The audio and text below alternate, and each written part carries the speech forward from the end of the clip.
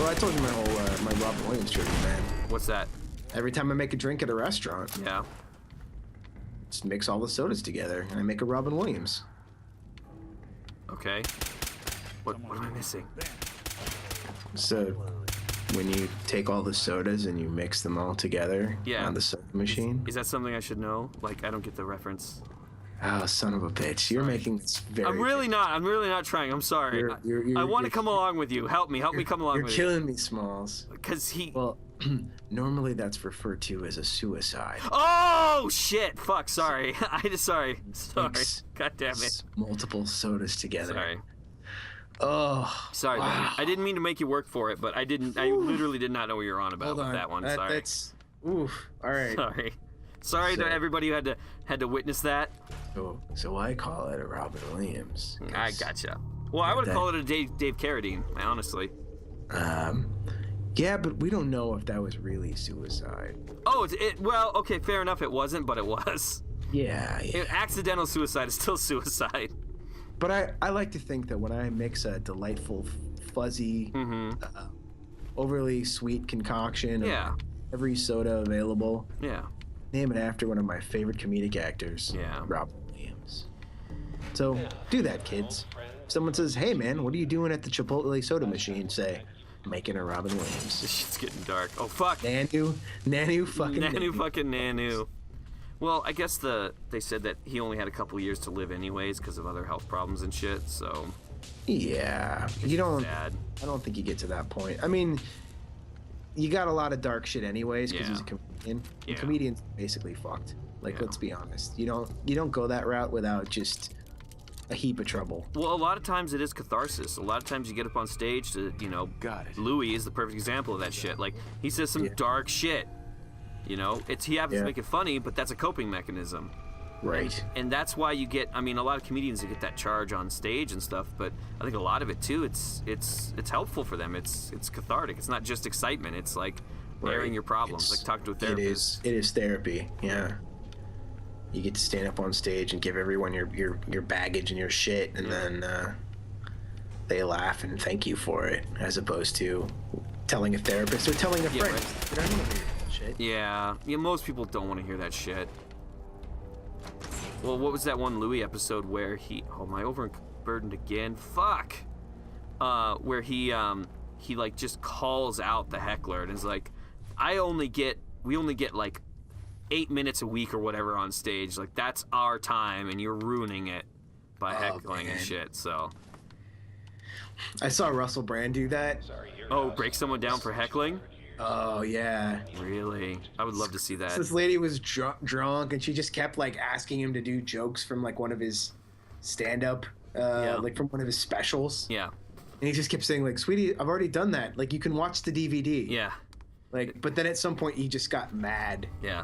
It's like, dude, don't do that, because they're gonna go away. Yeah. Like, if the audience is being shitty, like, they don't have to be there. Yeah. Like, I think when we saw Tosh, didn't that happen? He was kind of like, all right, my time's up. Fuck you guys, or something. We saw Tosh at Universal Studios, didn't we? Yeah. Wow. That thing happened. That did happen. I totally forgot about that. But I remember it now. It's funny how your brain works. Boom! Headshot! It was, what, Christmas 2012 or something? Yeah, it was a long time ago. A couple years ago. Yeah. Yeah. That's awesome. I saw... But yeah, like, just the idea that, like, if a comedian's having a good time, like, they'll put on a better show. Exactly. They're not feeling like they have to tell you to shut up the whole time. There's always some asshole in the audience who wants to talk back. It's like, it's not that kind of thing. Like, it's like, I'm going to ask a question, but it's a rhetorical question. I want you to actually answer me, because it's not the purpose. That's not how this works. Yeah. Oh, this fucking asshole can trade with me. Take a look. Fucking take some of my shit. There's something you need? Yeah, well, that's the... I mean... You're my buddy. Yeah. You're my robot pal. I'm gonna shove stuff up your ass. That's the problem, though. Because... You know what? I don't want to be your friend, bro. I don't want to be your bro guy. I ain't your buddy, pal. I ain't your pal, friend. Shit. But that's the problem with inherently with comedy is you want them to be a little drunk because things are funnier when you're drunk. But you get too drunk and you get assholes. True story. So, I don't know. I always wanted to do comedy, but I'm not funny enough to do comedy. I'm also not smart enough, quick enough, or able to write stuff down enough to do comedy, or dedicated enough, or anything enough. But I always thought that's a cool gig because I got to travel around and go places. We definitely don't do comedy. No, that's no. The traveling, I think the traveling is a really hard part of it. A lot of times for people it is. I just don't like flying is my thing. Yeah, I think that would be pretty soul-crushing, going from one place to the other, just to say the same things over and over again. That's the thing I couldn't do. I think comedians that have residencies at places and stuff, like, that's something I could do. Like, if I had a job, or if I was playing local clubs or something, and I knew that, like, you know, twice a month I was in Irvine, twice a month, that's like a regular job. You just get in your car and you go there. But, yeah, hopping on an airplane, like, now I've got to go fly to... Seattle and do 2 nights there and be away from everybody, and I don't know, man. I wouldn't. Well, and that's the thing, like, I would feel like I'm lying every time I got on stage and told a joke. Like, it would just feel like a lie because I'm like, I've told this before. It doesn't feel natural. I made this up. Unfortunately, I mean, that's what performance is. Exactly. Right? Exactly. Because, you know, Aerosmith, they're not telling the truth anymore. When they were 22, they were telling the truth. Yeah. You know, but you can't play a song that you wrote when you were a kid and mean anything anymore. And still mean it, because there's just no fucking way. Like, especially some like rock and punk bands and shit. Like, having kind of lived through that a little bit, and, you know, feeling what I feel like now and what I did when I was, you know, little. Yeah. it's just it's a different thing, man. And yeah, you just fucking lie. Yeah. Hey, more board games. Yeah, we need that. Something. Well, and that's the thing, though, too, that comedians always talk about. It's like, fucking Aerosmith gets on stage and people want to hear their hits. I tell a joke that people already heard before, and they're like, we heard that one already. Yeah. It's like, assholes, that's not how this works.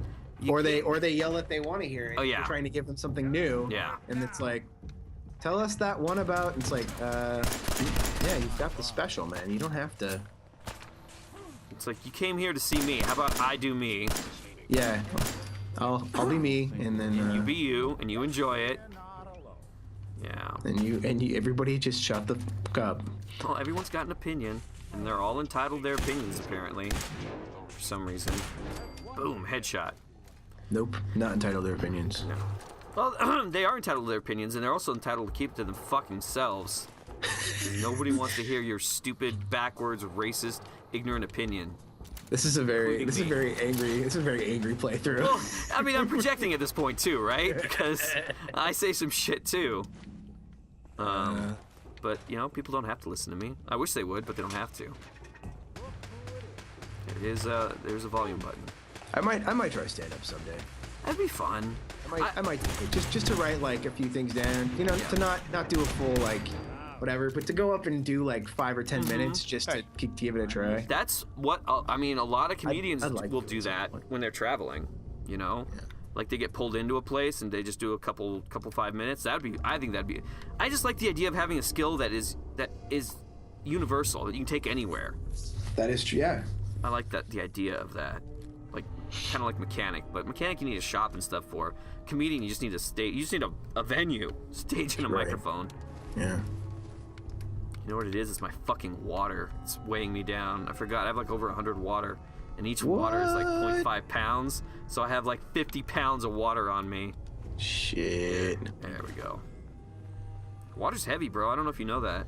It's heavy. I do know that. It's pretty fucking heavy. As a larger human being, I realize water's heavy. You understand the role water plays in? Yes.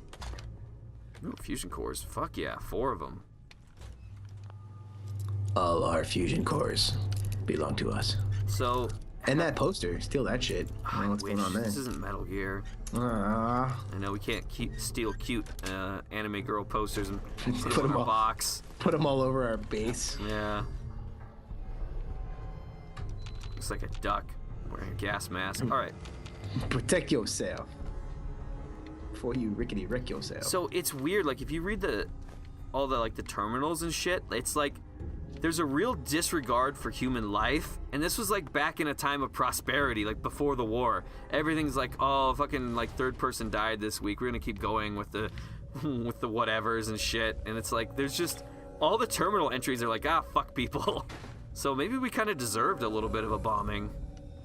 I guess that's the is that the subtext of this whole could be thing with like people were just assholes, so you don't feel bad that everything's gone. Yeah, because there was so much prosperity, but at what price? Yeah. Right? That's one of the arguments of technology and all that. It's like, yeah, great.